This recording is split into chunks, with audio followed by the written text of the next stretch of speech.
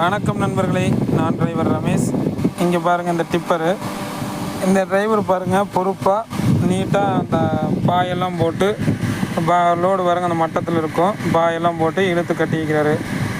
இது எஸ்ஆர்எஃப் பாயெல்லாம் ஒன்றும் நம்ம போட்டு கட்ட போகிறது இல்லைங்க. இதுக்கு முன்னாடி இருக்கிற டிரைவர் பாருங்களேன், அதுக்கு முன்னாடி ஒரு டிப்பர் போது பாருங்கள். அந்த டிப்பர் பாருங்கள், ஜல்லி குமிச்சு அது அது ஒரு வேகத்தடையில் எங்கே ஏறினாலும் சரி, அது சரிஞ்சு விழுகிற கண்டிஷனில் தான் அவர் போட்டு வந்திருக்கிறாங்க.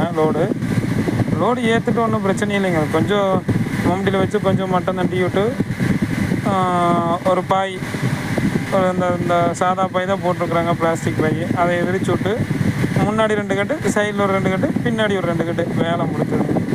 சேஃப்டியும் கூட. இவங்க எஸ்ஆர்எஃப் பாய் போட்டு கவுரு போட்டால் இழுத்து கட்ட போகிறாங்க, அது ஒன்றும் கிடையாது. இந்த சின்ன வேலையும் கூட செய்ய மாட்டேறாங்க.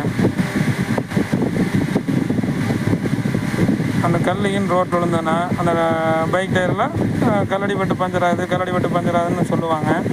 அவங்களுக்கெல்லாம் தெரியும்.